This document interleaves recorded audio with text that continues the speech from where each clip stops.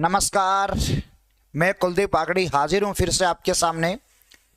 देखिए, हमें अभी इस समय हम इस समय जो है वो राजस्थान में जो लैब असिस्टेंट की एग्ज़ाम होने वाली है 2 नवंबर को, उस एग्ज़ाम पर प्रहार करने के लिए रोज़ सुबह हम इस वक्त हाजिर होते हैं आपके सामने। तो देखिए, आप जल्दी से जुड़ जाइए आपके online platform Rajasthan study zone पर।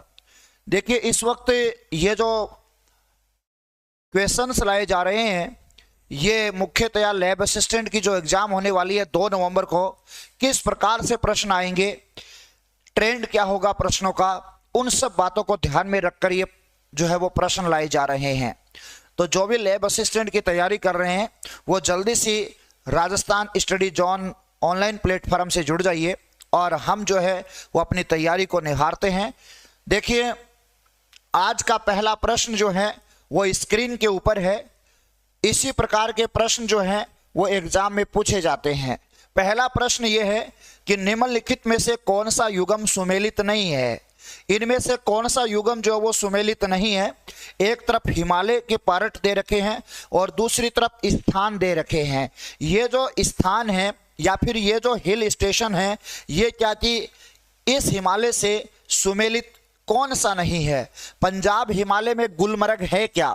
तो गुलमर्ग आपको पता है एक पर्वतीय पर्यटन स्थल है जो कि जम्मू कश्मीर में है, और जम्मू कश्मीर में है तो याद रखिए ये पंजाब हिमालय के अंदर ही है।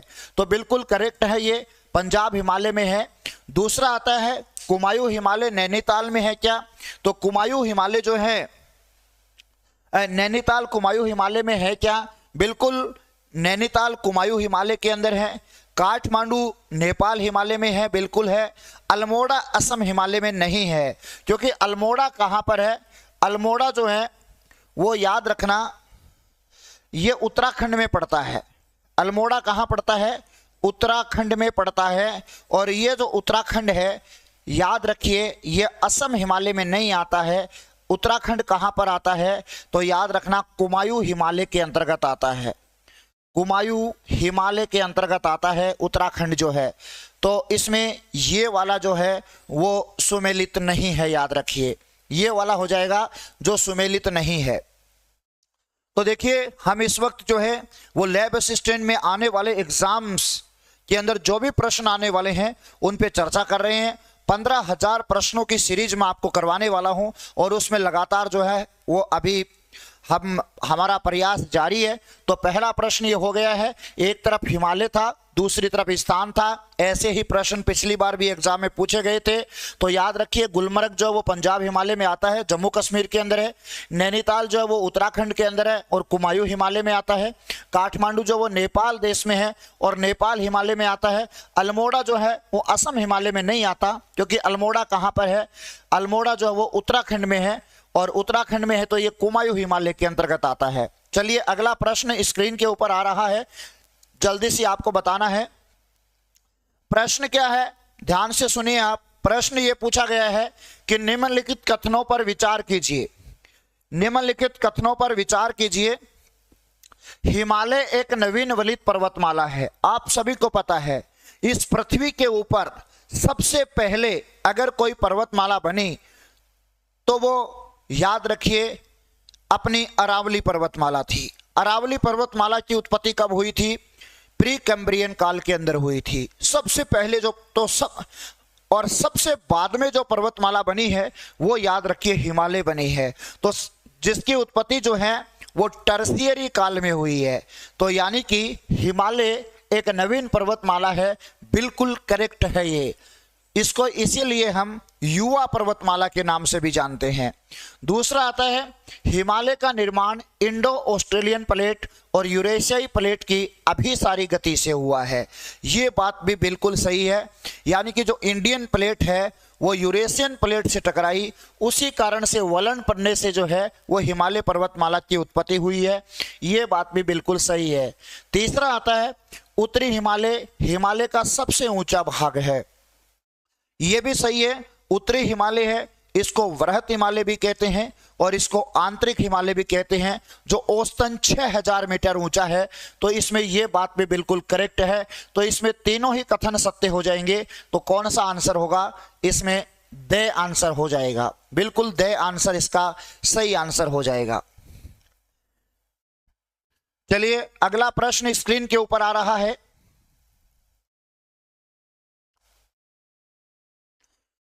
नेक्स्ट क्वेश्चन है, एक अच्छा प्रश्न स्क्रीन के ऊपर है और जल्दी से आपको बताना है कि मेन सेंट्रल थ्रस्ट जो है या मुख्य केंद्रीय दरार जो है वो किसको किससे अलग करती है?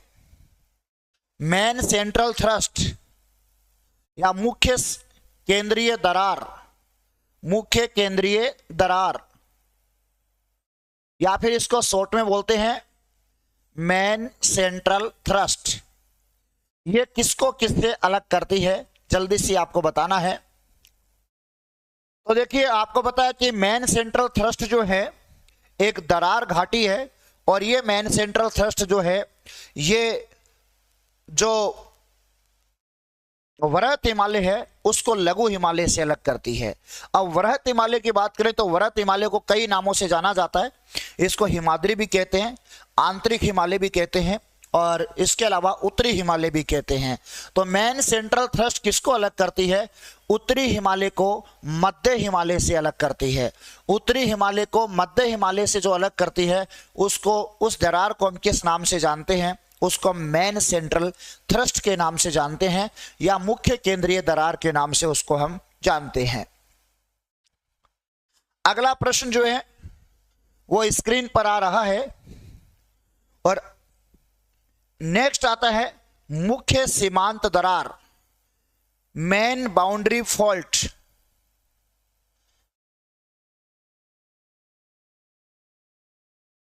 मेन बाउंड्री फॉल्ट यानी कि मुख्य सीमांत दरार जो है वो निम्नलिखित में से किस किस को अलग करती है? मेन बाउंड्री फॉल्ट किसको किससे अलग करती है? मेन बाउंड्री फॉल्ट या मुख्य सीमांत दरार जो है वो किसको किससे अलग करती है? तो याद रखिए हिमालय के 3 पार्ट हैं। सबसे पहले वृहत हिमालय, लघु हिमालय और शिवालिक हिमालय। याद रखना वृहत हिमालय को लघु हिमालय से जो अलग करती है वो करती है मेन सेंट्रल थ्रस्ट, और जो एमबीटी है मेन बाउंड्री फॉल्ट, जो एमबीटी है मुख्य सीमांत दरार है, ये मुख्य सीमांत दरार जो वो किसको किससे अलग करती है? तो मुख्य सीमांत दरार जो है वो याद रखना लघु हिमालय को शिवालिक हिमालय से अलग करती है। या फिर हम ये कह सकते हैं ये किसके बीच में है? तो लघु हिमालय को शिवालिक हिमालय से अलग करती है। तो इसमें कौन सा होगा?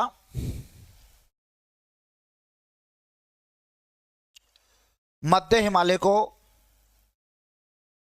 याद रखिए यहां पर आपको ऑप्शन सुधारना है, मध्य हिमालय को शिवालिक हिमालय से।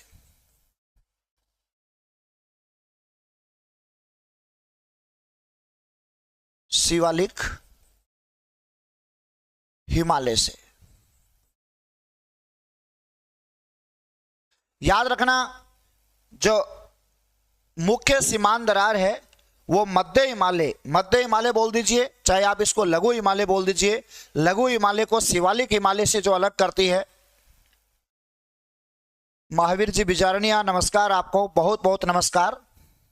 तो इसमें बे ये करेक्ट हो जाएगा। अगला प्रश्न जो है वो स्क्रीन के ऊपर आ रहा है, जल्दी से आपको बताना है।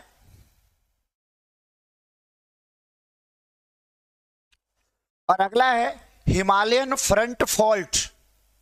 हिमालयन फ्रंट फॉल्ट जो है वो निम्नलिखित में से किस किस को अलग करता है? हिमालयन फ्रंट फॉल्ट निम्नलिखित में से किसको अलग करता है? तो इसमें हो जाएगा शिवालिक हिमालय को गंगा के मैदानी क्षेत्र से अलग करता है। शिवालिक हिमालय को गंगा के मैदानी क्षेत्र से अलग करता है। तो देखिए तीनों बातें मैंने बता दी कि वृहत हिमालय को लघु हिमालय से कौन अलग करता है, लघु हिमालय को शिवालिक हिमालय से कौन अलग करता है, और शिवालिक हिमालय को गंगा के मैदान से कौन अलग करता है। तो ये तीनों बातें जो हैं वो आपको याद रखनी है। चलिए अगला प्रश्न स्क्रीन पर आ रहा है। निम्नलिखित पहाड़ियों को पश्चिम से पूर्व दिशा में सजाइए। महादेव, राजपीपला, मैकाल और गवालीगढ़। जल्दी से आपको बताना है महादेव, राजपीपला, मैकाल और गवालीगढ़।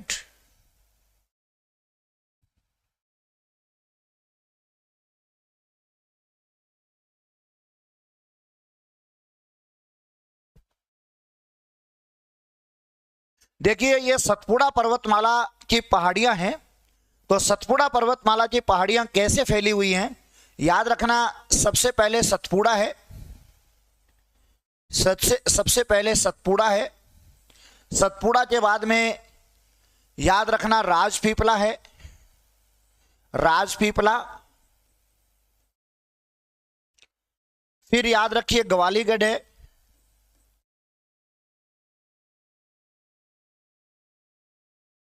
फिर महादेव और फिर मैकाल। इस रूप में फैले हुए हैं। तो इसका सही क्रम कौन सा हो जाएगा? तो देखिए इसमें सबसे पहले राजपीपला 1 नंबर यानी कि 2, उसके बाद में महादेव 1, सॉरी राजपीपला, फिर ग्वालीगढ़ 4, फिर उसके बाद महादेव 1 और 3, 2 4 1 3, यानी कि 2 4 1 3। सबसे पहले देखिए सतपुड़ा आती है, फिर राजपीपला। सतपुड़ा पर्वतमाला की पहाड़ियां कैसे फैली हुई हैं? सतपुड़ा सबसे पहले, फिर राजपीपला की पहाड़ियां, फिर गवालीगढ़ की पहाड़ियां, फिर महादेव की पहाड़ियां और फिर मैकाल की पहाड़ियां। तो ये इसका सही क्रम है। तो इसमें कौन सा इसका सही क्रम हो जाएगा? तो 2 4 1 3 हो जाएगा। गौतम सिंह जी नमस्कार, आपको बहुत बहुत नमस्कार।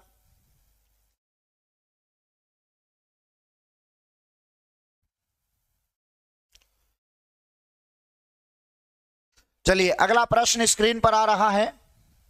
अगला प्रश्न है सतपुड़ा पर्वत के संबंध में कौन सा कथन सत्य है? सतपुड़ा पर्वत के कथन में, सतपुड़ा पर्वत जो है उसके संबंध में कौन सा कथन सत्य है?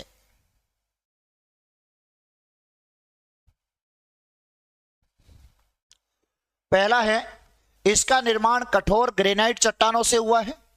जो सतपुड़ा पर्वतमाला है इसका निर्माण जो है वो कठोर ग्रेनाइट चट्टानों से हुआ है। तो ये बात बिल्कुल सही है कि इसका निर्माण जो है वो कठोर ग्रेनाइट चट्टानों से हुआ है। कठोर ग्रेनाइट चट्टानों से जो है वो इसका निर्माण हुआ है। दूसरी बात यह है सतपुड़ा पर्वत की सर्वोच्च चोटी धूपगढ़ है, बिल्कुल 1350 मीटर ऊंची है। और धूपगढ़ जो है वो सतपुड़ा पर्वत की सबसे ऊंची चोटी है। सतपुड़ा पर्वत की अमरकंटक चोटी से नर्मदा व ताप्ती नदियों का उद्गम होता है। देखिए नर्मदा, सतपुड़ा पर्वत की अमरकंटक चोटी से नर्मदा व ताप्ती नदी का नहीं होता है, नर्मदा व सोन नदियों का उद्गम होता है, याद रखिए। और दोनों एक दूसरे के विपरीत दिशा में बहती हैं।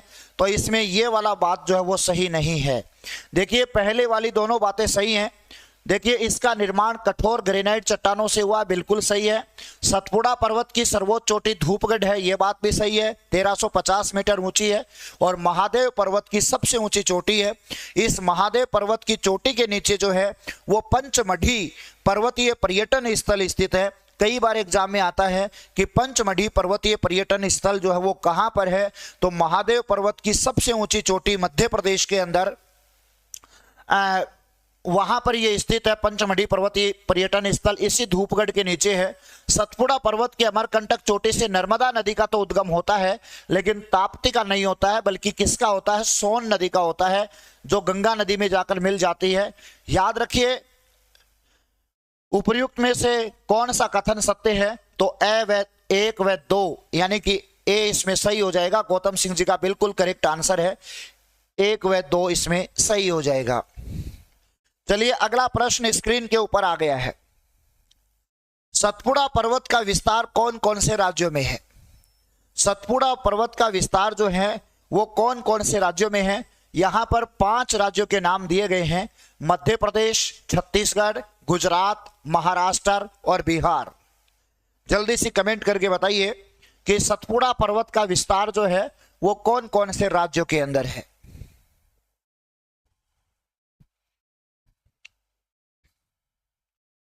तो याद रखना, सतपुड़ा पर्वत का विस्तार जो है वो मध्य प्रदेश में है। बिल्कुल मध्य प्रदेश में सतपुड़ा पर्वतमाला फैली हुई है। छत्तीसगढ़ के अंदर भी फैली हुई है, गुजरात में भी है, महाराष्ट्र में भी है, बिहार में नहीं है। याद रखिए, बिहार जो है इसमें नहीं फैली हुई है। तो इसका मतलब पहले 4 में फैली हुई है। तो मध्य प्रदेश, छत्तीसगढ़, गुजरात और महाराष्ट्र, इसमें जो है वो दे बिल्कुल करेक्ट हो जाएगा। दे एकदम से करेक्ट हो जाएगा कि सतपुड़ा पर्वत का विस्तार जो है वो मध्य प्रदेश में भी है, छत्तीसगढ़ में भी है, गुजरात में भी है और महाराष्ट्र के अंदर भी है। तो इसका दे जो है वो करेक्ट आंसर हो जाएगा।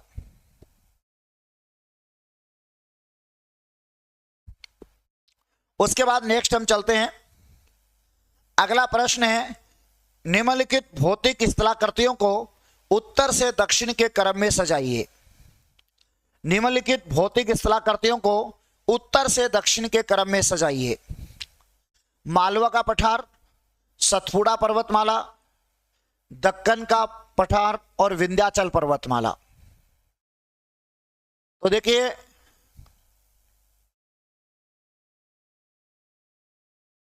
इसमें कौन सा हो जाएगा? सबसे पहले याद रखिए मालवा का पठार है, सबसे पहले मालवा का पठार आएगा। उसके बाद में याद रखिए विंध्याचल पर्वतमाला फैली हुई है, जो भारत को 2 बराबर भागों में बांटती है। उसके बाद में देखिए विंध्याचल के नीचे जो है वो सतपुड़ा पर्वतमाला फैली है, दोनों एक दूसरे के समानांतर हैं।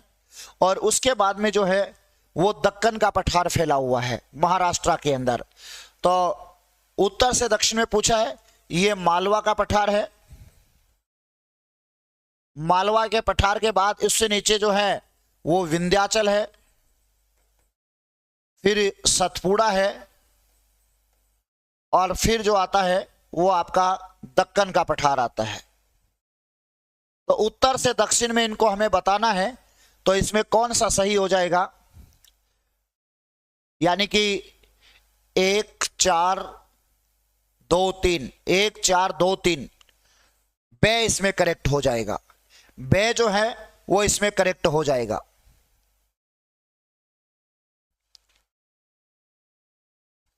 जी, अगला प्रश्न आ रहा है स्क्रीन पर और आपको इसमें बताना है, विश्व का सबसे नवीन वलित पर्वत कौन सा माना जाता है? जल्दी से कमेंट करके बताइए कि विश्व का सबसे नवीन वलित पर्वत जो है वो किसको माना जाता है? अरावली, सतपुड़ा, हिमालय या विंध्याचल? विश्व का सबसे नवीन वलित पर्वत आपको बताना है।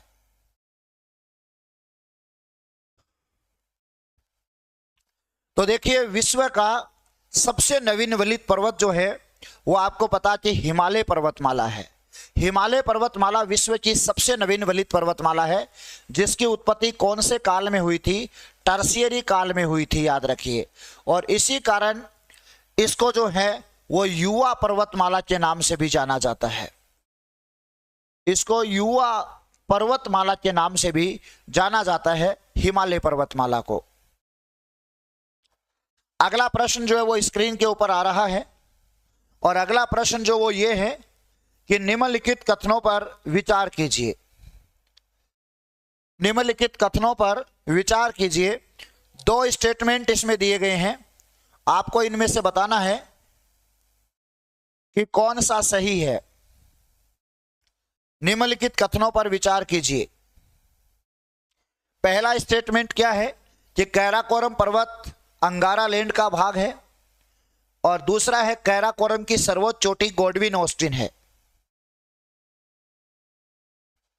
ऑप्शन है केवल एक, केवल दो, एक व दो दोनों, या कोई नहीं।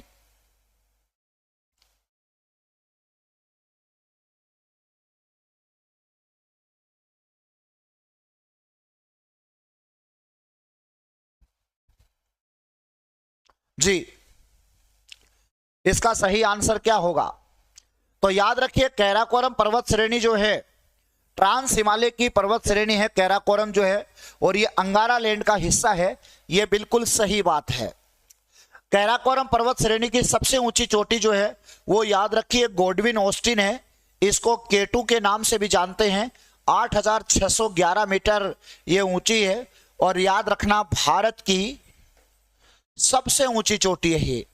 भारत की सबसे ऊंची पर्वत चोटी है ये। तो इसका मतलब ये वाली बात भी बिल्कुल करेक्ट है। तो इसमें दोनों ही सही है, तो एक व दो इसमें सही हो जाएगा, यानी कि से इसमें करेक्ट हो जाएगा कि दोनों ही बातें जो हैं वो इसमें सही हैं।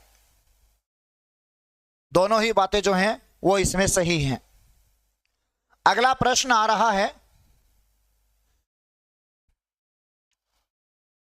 ये प्रश्न रिपीट हो चुका है पहले से, ये भी। हाँ, इसको बताना है आपको, निम्नलिखित में से कौन सा युगम सही सुमेलित है?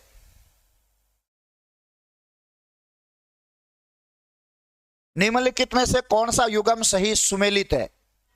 लिपुलेख दर्रा उत्तराखंड में है, या फिर नाथुला दर्रा जो वो अरुणाचल प्रदेश में है, रोहतांग दर्रा हिमाचल प्रदेश में है, या पालघाट दर्रा केरल के अंदर है?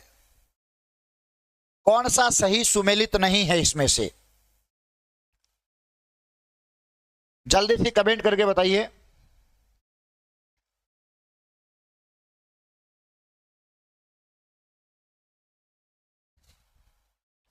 तो देखिए, अगर हम बात करें लिपुलेख दर्रा, लिपुलेख दर्रा है उत्तराखंड में है। इसके अलावा उत्तराखंड में और कौन सा है? माना दर्रा है, और कौन सा है? नीति दर्रा है। लिपुलेख दर्रा, माना दर्रा और नीति दर्रा ये उत्तराखंड के अंदर है। नाथुला दर्रा जो है ये याद रखिए अरुणाचल प्रदेश में नहीं है। नाथुला दर्रा कहां पर है? तो याद रखिए नाथुला दर्रा सिक्किम के अंदर है। नाथुला दर्रा है, जेलेपला दर्रा है, ये दोनों सिक्किम के अंदर है, याद रखिए। रोहतांग दर्रा हिमाचल प्रदेश में है, बिल्कुल रोहतांग दर्रा है। सिपकिल्ला दर्रा है, वो दोनों ही बड़ा लाचला दर्रा है, ये हिमाचल प्रदेश के अंदर है।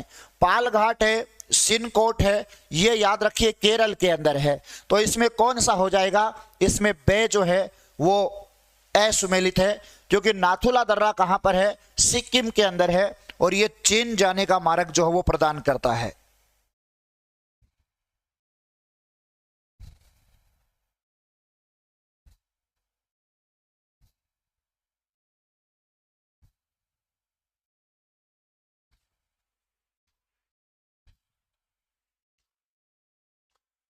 देखिए नेक्स्ट है पश्चिमी घाट है पर्वत, पठार, पहाड़ियां या पठारों का ढलान।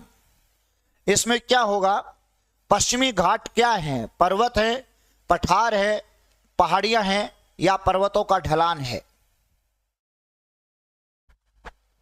पश्चिमी घाट है पर्वत, पठार, पहाड़ियां या पठारों का ढलान। तो देखिए पश्चिमी घाट पर्वतमाला जो है ये ताप्ती नदी के मुहाने से लेकर नीचे नीलगिरी की पहाड़ियों तक फैली हुई है, और ये एक पर्वत का उदाहरण है। तो इसमें ए जो है वो करेक्ट हो जाएगा। नेक्स्ट आपको बताना, कोरोमंडल समुद्री तट कौन से राज्य में है? कोरोमंडल समुद्री तट जो है वो कौन से राज्य के अंदर है? बहुत ही सरल सा प्रश्न है, जल्दी से आप कमेंट करके बताइए।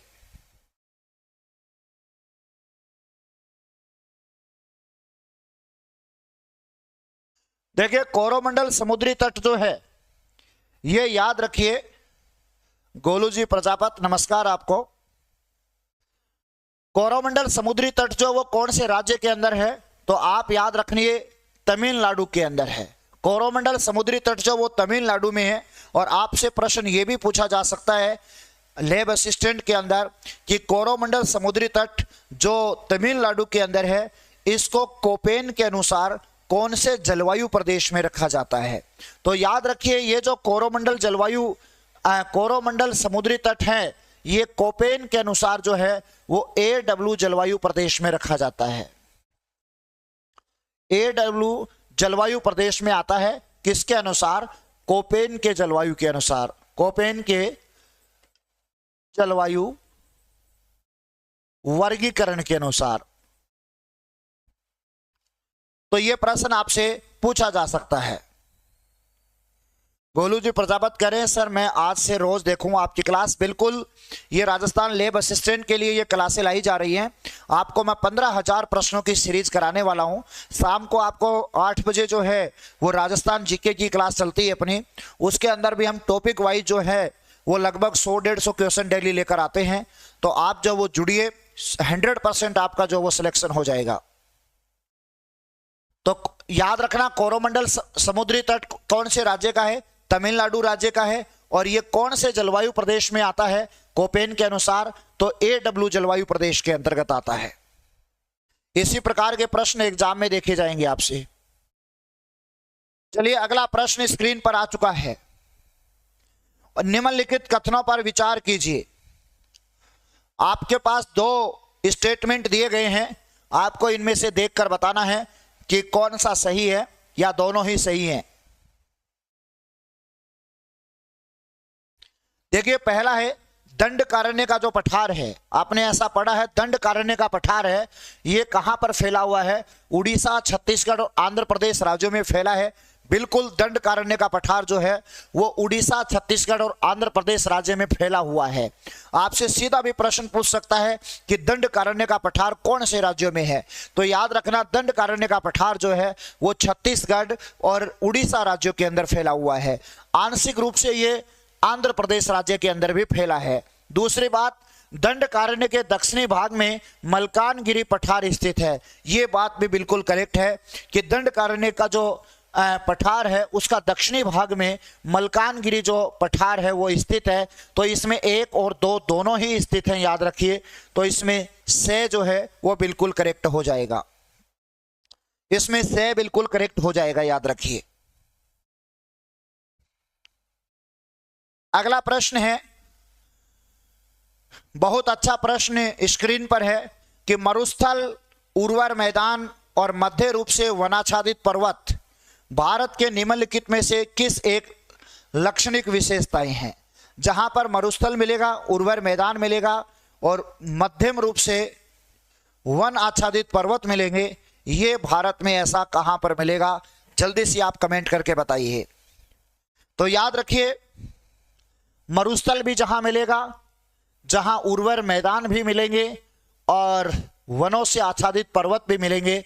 इनमें से कहां पर मिलेंगे? अरब सागर के साथ साथ दक्षिणी पश्चिमी सीमा पर नहीं, कोरोमंडल तट पर भी नहीं मिलेंगे, मरुस्थल नहीं मिलेगा, उत्तरी पूर्वी सीमांत क्षेत्र में नहीं मिलेगा। तो इसमें क्या आ जाएगा? उत्तरी पश्चिमी भारत। बिल्कुल सही आंसर है। उत्तरी पश्चिमी भारत के अंदर जो है, नॉर्थ वेस्ट इंडिया के अंदर ये सारी बातें आपको जो है वो देखने के लिए मिलेंगी।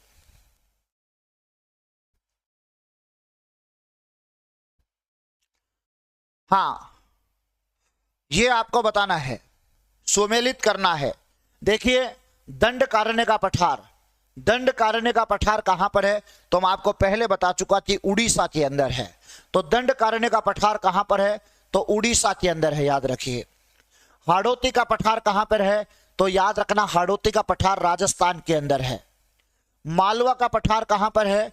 तो मालवा का पठार मध्य प्रदेश के अंदर है। और छोटा नागपुर का पठार कहां पर है? झारखंड और पश्चिमी बंगाल के अंदर है। तो देखिए इसमें कौन सा सही होगा? तो ऐसे प्रश्न आते हैं तो सबसे पहले हमें उधर वाले कोटेश वो जो ऑप्शन में है वो लिखने चाहिए, ए, बे, से और द। अब ए में कौन सा है? ए के नीचे 3 है, बे के नीचे 1 है, हड़ौती राजस्थान में है, मालवा मध्य प्रदेश में 2 है और छोटा नागपुर के नीचे 4 है। तो 3 1 2 4, 3 1 2 4 कौन से ऑप्शन में है?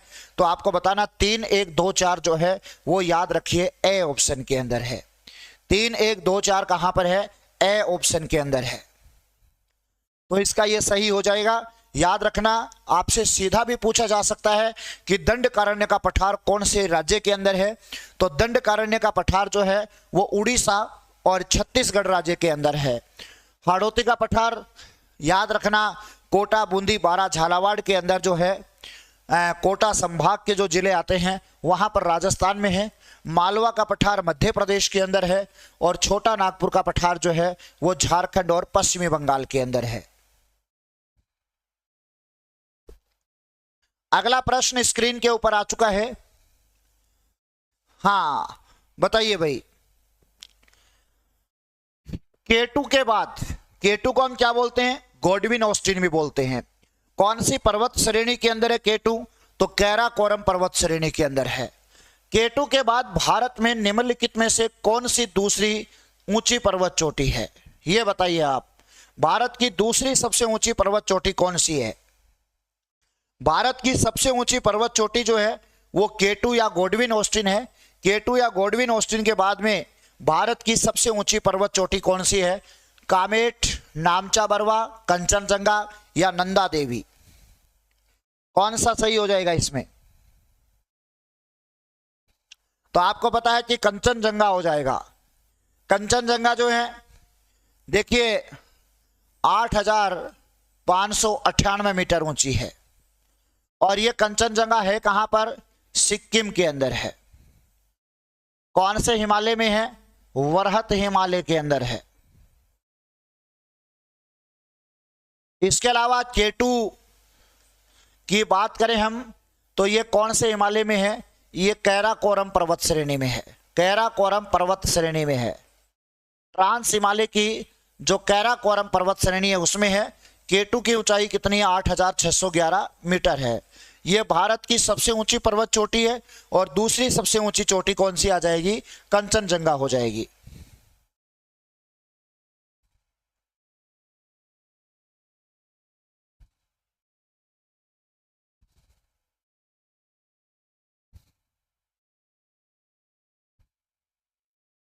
चलिए अगला प्रश्न है।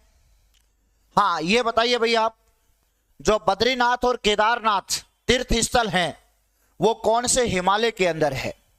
बद्रीनाथ और केदारनाथ तीर्थ स्थल कौन से हिमालय के अंदर हैं? जल्दी से कमेंट करके बताइए। बद्रीनाथ और केदारनाथ तीर्थ स्थल कौन से हिमालय में है? कुमायूं हिमालय में, नेपाल हिमालय में, असम हिमालय में या पंजाब हिमालय में? आपको सबसे पहले पता होना चाहिए कि बद्रीनाथ और केदारनाथ हैं कहां पर। तो बद्रीनाथ और केदारनाथ जो हैं वो उत्तराखंड के अंदर हैं। याद रखिए, बद्रीनाथ और केदारनाथ कहां पर हैं? उत्तराखंड के अंदर हैं। और ये जो बद्रीनाथ और केदारनाथ हैं ये याद रखना उत्तराखंड में है। तो उत्तराखंड किस में आता है? कुमायूं हिमालय में आता है। तो इसमें ए जो है वो करेक्ट आंसर हो जाएगा। बिल्कुल बलवीर जी ने आंसर दिया है, ए इसमें करेक्ट है। हाँ कुमायूं हिमालय के अंतर्गत आएगा।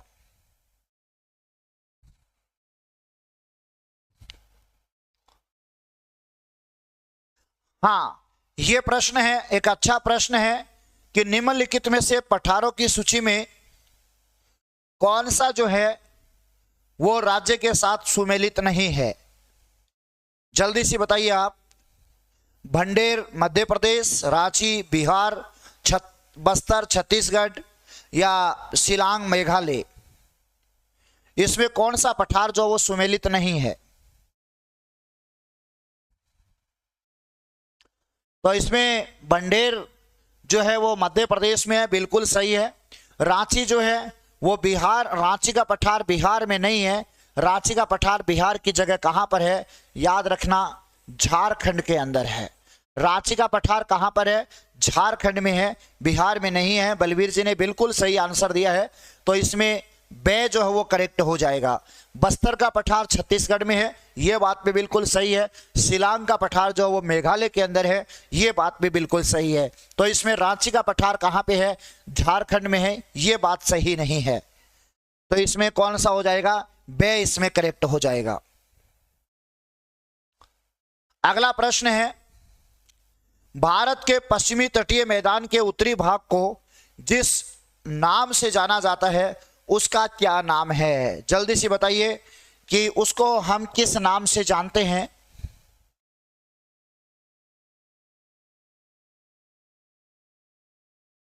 भारत का जो पश्चिमी तटीय मैदान है उसका उत्तरी भाग किस नाम से जाना जाता है?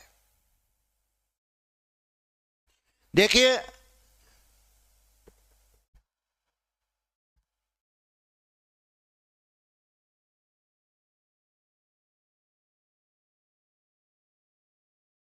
जी,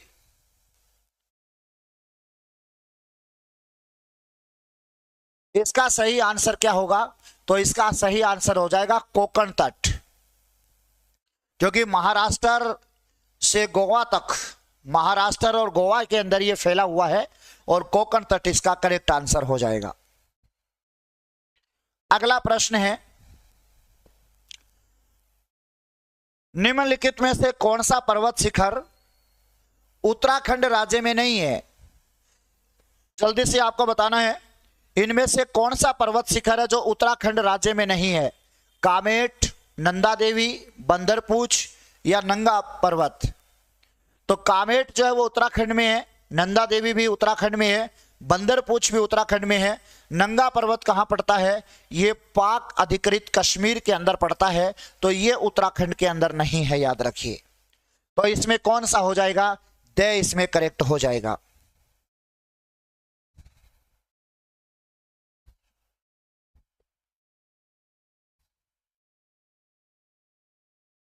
ये रिपीटेड प्रश्न है। नेक्स्ट आता है, नेलांग घाटी किस राज्य के अंदर है? नेलांग घाटी जो है वो कौन से राज्य में है? जल्दी से कमेंट करके बताइए।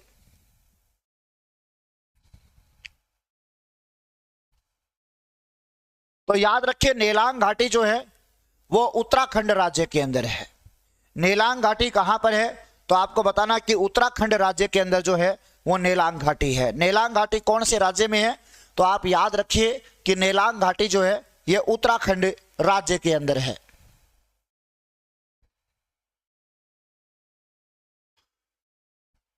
अगला प्रश्न है कि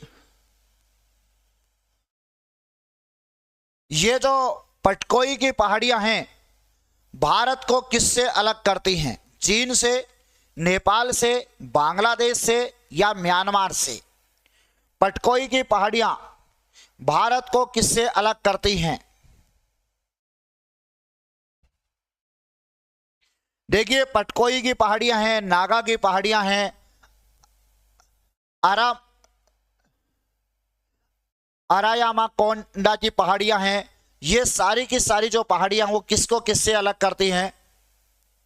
तो याद रखना, भारत को म्यांमार से अलग करती हैं।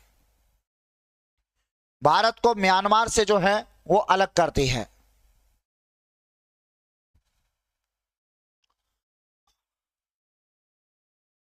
हाँ, आपको इसमें बताना, निम्नलिखित भौतिक स्थलाकृतियों को भारत में उत्तर से दक्षिण के क्रम में बताना है।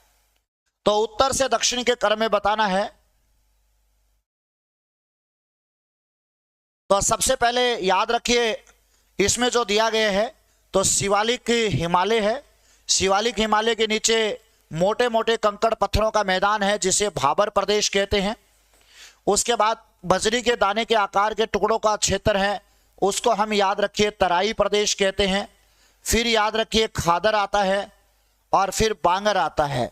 तो इसमें कौन सा हो जाएगा? इसमें याद रखिए ये हो जाएगा, से इसमें सही हो जाएगा, क्योंकि सबसे पहले शिवालिक पहाड़ हो जाएगा, उसके नीचे मोटे मोटे कंकड़ पत्थरों का मैदान भाबर, फिर बजरी के दाने के आकार के टुकड़ों का तराई प्रदेश और फिर मैदानी प्रदेश आ जाएगा। तो इसमें जो है वो से बिल्कुल करेक्ट हो जाएगा। ये बताइए भाई, भारत के थार मरुस्थल में कितना प्रतिशत भाग राजस्थान में है? भारत में जो टोटल थार का मरुस्थल फैला हुआ है उसका कितना परसेंट जो वो राजस्थान के अंदर फैला हुआ है? टोटल भारत के अंदर, यानी कि थार का मरुस्थल जो है ज्यादातर याद रखिए राजस्थान में है। तो टोटल 85% फैला हुआ है। 85% जो है थार का मरुस्थल का विस्तार भारत और पाकिस्तान दोनों देशों में है। यह मरुस्थल जो है वो भारत के अंदर गुजरात, राजस्थान, पंजाब और हरियाणा में है, लेकिन उसका 85% जो है वो हिस्सा कहां पे है? राजस्थान के अंदर है, याद रखिए। चलिए ये बताइए, संरचनात्मक रूप से जो मेघालय है वो किसका भाग है? मेघालय का पठार किस में आता है भाई?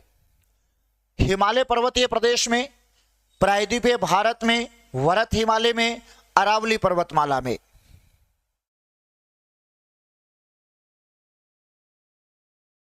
जल्दी से आपको कमेंट करके बताना है। रेखा जी ये बोल रहे हैं कि थार का मरुस्थल 60% भूभाग पर फैला हुआ है। जी, राजस्थान के कुल क्षेत्रफल के 60% भाग पर फैला हुआ है। राजस्थान के कुल क्षेत्रफल के 60% भूभाग पर मरुस्थल का विस्तार है। लेकिन ऐसा प्रश्न आ जाए कि भारत में जो थार का मरुस्थल है वो भारत में जितना फैला हुआ उसका कितना परसेंट राजस्थान में है? तो वो 85% है। तो इसमें याद रखिए प्रायद्वीपीय भारत जो है वो बिल्कुल करेक्ट हो जाएगा।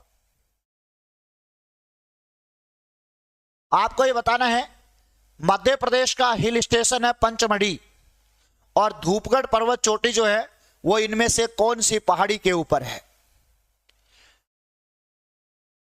मध्य प्रदेश का हिल स्टेशन पंचमढ़ी और धूपगढ़ पर्वत चोटी निम्नलिखित में से कौन सी पहाड़ी पर है?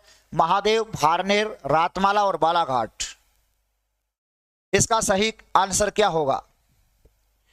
तो याद रखिए इसका जो सही आंसर होगा वो याद रखना महादेव पर्वत पर है, मध्य प्रदेश के अंदर। तो ये आज कुछ महत्वपूर्ण प्रश्न थे। कल हम फिर हाजिर होंगे जो है वो सुबह 6 बजे। आप लगातार हमसे जुड़े रहिए। अभी सुबह लैब असिस्टेंट की मेन ज्योग्राफी की जो क्लासें हैं वो लग रही हैं। इवनिंग में जो है वो याद रखिए राजस्थान जीके हो रहा है। 2 नवंबर का आपका लैब असिस्टेंट का पेपर होने वाला है। मैं आपको कम से कम ज्योग्राफी के 15,000 प्रश्न करवाऊंगा। आप इन पर बने रहिए, आपका सिलेक्शन जो है वो श्योर मैं करवा के रहूंगा। जय हिंद, जय भारत, जय राजस्थान।